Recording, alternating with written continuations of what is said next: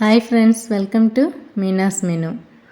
வாக்குண்டாம் நல்ல மனமுண்டாம் மாமலரால் நோக்குண்டாம் மேனி நுடங்காது பூக்கொண்டு துப்பார் திருமேனி தும்பிக்கையான் பாதம் தப்பாமல் சார்வார் தமக்கு.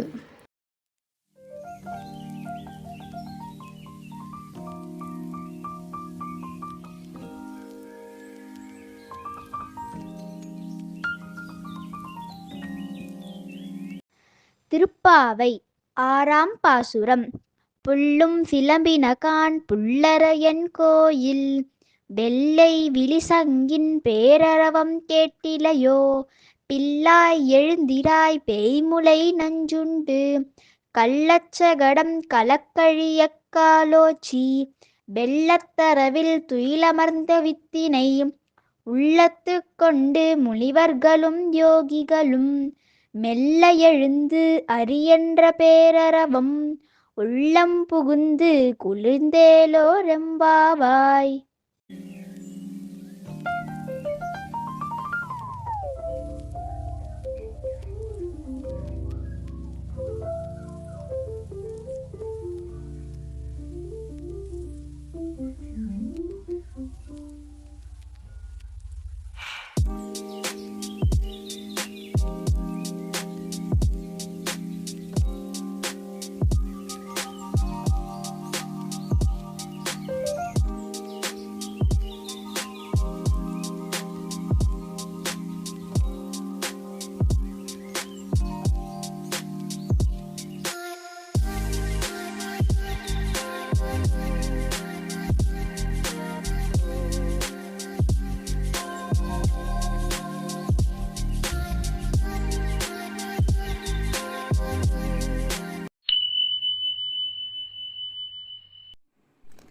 மார்கழி பிறந்து 5 நாளாக ஸ்ரீரங்கத்தை பற்றி சொல்லிகிட்ருக்கோம். அடிமுடி காணாத பெருமாள் மாதிரி இது ஆரம்பத்துலேருந்து அப்படியே போயிட்டே இருக்குங்க. கோயிலுக்குள்ளே போக போக அவ்வளோ பிரமிப்பாக இருக்குது நம்மளுக்கு. நேற்று பார்த்திங்கன்னா துலுக்கநாச்சியார், ராமானுஜர், சக்கரத்தாழ்வார் இவங்க வரலாறுலாம் படிக்க படிக்க இவ்வளோ நாளாக படிக்காமல் விட்டுட்டோமே அப்படின்னு தான் தோணுது. இன்னும் நிறைய வரலாறு இருக்குங்க ஸ்ரீரங்கத்தை பற்றி. இன்றைக்கி நம்ம கொஞ்சம் பார்க்கலாம். ஸ்ரீரங்கரங்கநாதனின் பாதம் வந்தனம் செய்யடி, ஸ்ரீதேவி ரங்கநாயகி நாமம் சந்ததம் சொல்லடி. ஸ்ரீரங்கரங்கநாதனின் பாதம் வந்தனம் செய்யடி, ஸ்ரீதேவி ரங்கநாயகி நாமம் சந்ததம் சொல்லடி. இன்பம் பொங்கும் தென்கங்கை நீராடி மஞ்சள் குங்குமம் மங்கை நீ சூடி. இன்பம் பொங்கும் தென்கங்கை நீராடி தென்றல் போல நீ ஆடடி. மஞ்சள் குங்குமம் மங்கை நீ சூடி தெய்வ பாசுரம் பாடடி. ஸ்ரீரங்கரங்கநாதனின் பாதம் வந்தனம் செய்யடி, ஸ்ரீதேவி ரங்கநாயகி நாமம் சந்ததம் சொல்லடி. முதல்ல வைகுண்ட ஏகாதசியை பற்றி தெரிஞ்சுக்கலாங்க. கலியுகத்தில் நம்மாழ்வார்க்கு முன்பு வைகுண்டத்திற்கு சென்றோர் யாரும் இல்லை. அதனால் வைகுண்டத்தின் வாசல் மூடப்பட்டு இருந்தது. நம்மாழ்வார் முக்தி அடைந்த அன்று அது திறக்கப்பட்டது. இதை அறிந்த நம்மாழ்வார் பெருமாளிடம், எனக்கு மட்டும் வைகுண்ட வாசல் திறந்தால் போதாது, என்னை தொடர்ந்து தங்கள் மீது பக்தி செலுத்தும் எல்லா பக்தர்களுக்காகவும் வைகுண்ட வாசல் திறக்கப்பட வேண்டும் என வேண்டிக் கொண்டார். பக்தர் சொன்னா பெருமாள் கேட்காம இருப்பாரா? உடனே பெருமாள் அந்த வேண்டுகோளை ஏற்று மார்கழி மாதம் சுக்லபட்ச ஏகாதசியில் சொர்க்க வாசல் திறக்க வழி செய்தார். அந்த நாள்தான் வைகுண்ட ஏகாதசியாக சொர்க்க வாசல் திறப்பு நிகழ்வாக அனுசரிக்கப்பட்டு வருகிறது. பெருமாள் கோயில்களில் வடக்கு புறத்தில் பரமபத வாசல் இதற்காகவே உள்ளது. பிற நாட்களில் மூடப்பட்டிருக்கும் இந்த வாசல் வைகுண்ட ஏகாதசி நாளில் திறக்கப்படுகிறது. மார்கழி மாதம் ஏகாதசி விரதம் இருந்து தம்மை வழிபடும் அனைவருக்கும் யாம் வைகுண்ட பதவி அளித்து ஆட்கொள்வோம் என மகாவிஷ்ணு அருளியுள்ளார். ஓம் நமோ நாராயணாய. அரங்கநாதர் கோவிலில் கிழக்கு கோபுரம் தவிர மற்ற கோபுரங்கள் பல வண்ணங்களில் இருக்கும். ஆனால் கிழக்கு கோபுரம் மட்டும் வெள்ளையாக இருக்கும். அது ஏன்னு தெரிஞ்சுக்கலாமாங்க? தெற்கு கோபுரமான ராஜகோபுரம் 1987ஆம் ஆண்டு அகோபில மடம் ஜீயரால் கட்டி முடிக்கப்பட்டு குடமுழுக்கு செய்யப்பட்டது. அதுவரை ராஜகோபுரமாக விளங்கியது வெள்ளை கோபுரம்தான். இதன் பின்னணி வெள்ளையம்மாள் என்ற பெண்ணின் தியாகம் அடங்கியுள்ளது. அது 15ஆம் நூற்றாண்டு காலகட்டம். மதுரையை ஆண்ட சுல்தான் படைகள் ஸ்ரீரங்கம் கோயிலை கொள்ளையடிக்க வந்தனர். பொன் பொருளை கொள்ளையடித்தார்கள். ஆனால் படைத்தளபதிக்கு இன்னும் முக்கிய பொக்கிஷம் எங்கோ இருக்க வேண்டும். அதையும் கொள்ளையடித்த பின்னரே ஊர் திரும்ப வேண்டும் என எண்ணம். தன் படையுடன் அங்கேயே முகாமிட்டான். பூஜைகள் தடைப்பட்டன. கோயிலுக்கு வரும் பக்தர்கள் சிரமப்பட்டனர். படைவீரர்கள் செயல்களால் மக்களின் நிம்மதி கெட்டது.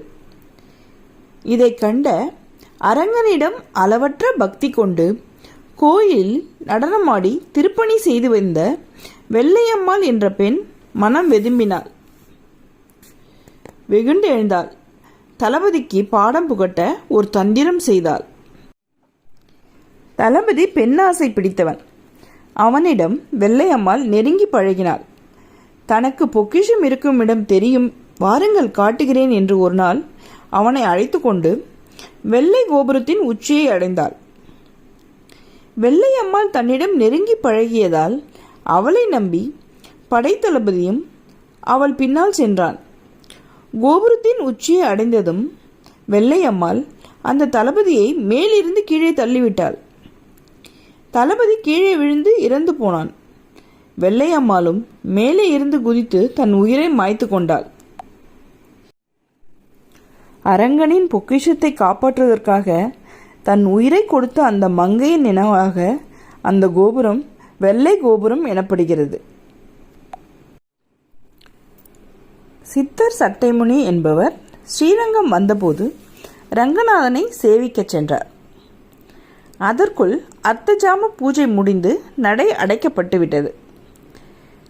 சட்டைமுனி வெளியில் இருந்தபடியே, ரங்கா, உன்னை இன்றைக்குள் தரிசிக்க அவசரமாக வந்தேனே, பயனில்லாமல் போய்விட்டதே என்று வருந்தி அரங்கா அரங்கா அரங்கா என கதறினார், முறையிட்டார். இவ்வளோ உருக்கமாக வேண்டி நின்னா பெருமாள் என்ன பண்ணுவார்? பக்தனின் குரலை கேட்ட பெருமாள் நடையை திறக்கச் செய்தார். ஆஹா! அரங்கன் காட்சி கொடுத்தார். சித்தர் கருவறை அருகே சென்றதும் தன் அணிகலன்களை சித்தர் மேல் சாத்த செய்தார்.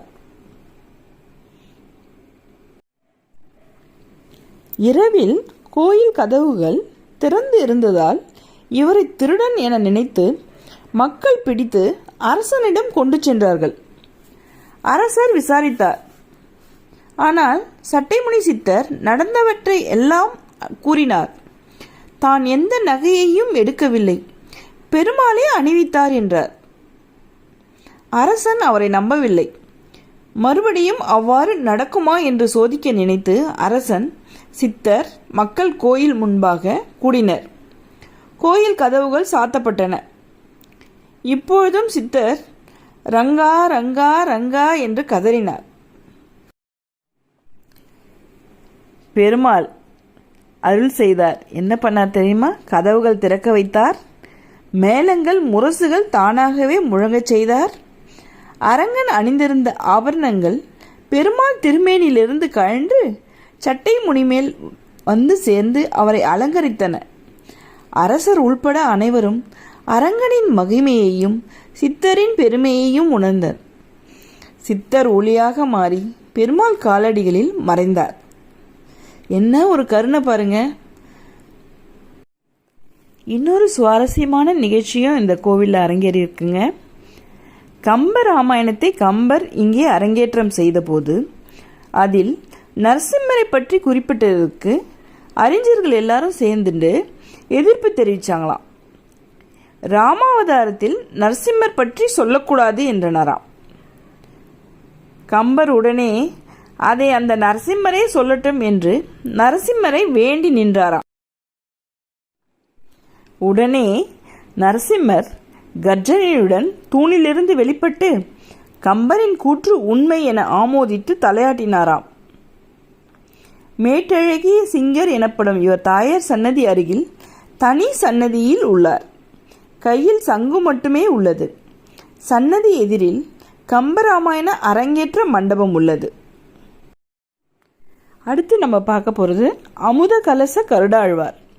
கோயில் பிரகாரத்தில் அமுத கலசம் ஏந்திய கருடாழ்வாருக்கு சன்னதி உள்ளது. அசுரர்களிடமிருந்து வேதங்களை மீட்ட பெருமாள் அதை கருடாழ்வாரிடம் ஒப்படைத்தார். அதன் அடிப்படையில் இவர் கையில் வேதங்களை வைத்திருக்கிறார். இவரது சிலை சாலக்கிரமத்தால் ஆனது. கருடாழ்வாருக்கு பருப்பு, வெல்லம், கொழுக்கட்டை படைத்து மல்லிகை பூமாலை, மஞ்சள் வஸ்திரம் அணிவித்து வேண்டிக் கொள்கிறார்கள். கருட பஞ்சமி நாளில் இவருக்கு விசேஷ பூஜை நடக்குமாங்க. அடுத்து அன்னத்திற்கு அதிபதியான அன்னப்பெருமாள் இக்கோயிலின் 2ஆம் பிரகாரத்தில் உள்ளாராம். கைகளில் கலசம், தண்டம் மற்றும் அன்ன உருண்டை வைத்திருக்கிறார். இவரிடம் வேண்டிக் கொள்ள உணவிற்கு பஞ்சமில்லா நிலை ஏற்படுமாங்க. பெருமாளே அன்னப்பெருமாளாக அருள் செய்வது சிறப்பாங்க. மேலும் 12 ஆழ்வார்களில் ஒருவரான திருமங்கை ஆழ்வாரால் கட்டமைக்கப்பட்ட 1000 கால் மண்டபத்தில் உள்ள 1000 தூண்களுக்கு முழுமையாக கட்டி முடிக்கப்படவில்லையாங்க. 951 தூண்கள் மட்டுமே கட்டப்பட்டுள்ளனவா. மீதி உள்ள 49 தூண்கள் வைகுண்ட ஏகாதசி நடைபெறும் காலத்தில் மணல் வெளியில் 49 தூண்கள் நடப்பட்டு 1000 தூண்களுடன் விழா நடைபெறுகிறதாங்க. ஸ்ரீரங்கநாதர் தாயார் அருள் புரியும் ஸ்ரீரங்கத்தின் சிறப்புகளை ஓரளவுக்கு தெரிஞ்சிட்டோம். நாளைக்கு நம்ம அருள்மிகு அழகிய மணவாளர் திருக்கோயில் தல வரலாறு பார்க்கலாங்க. அதுக்கு இன்னொரு பெயர் திருக்கோழி.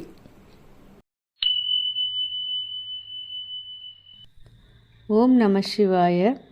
இந்த மார்கழியில் நம் ஈசன் எம்பெருமான் கோவில் கொண்டுள்ள தலங்களை வரிசையாக பார்த்து கொண்டு வருகிறோம்.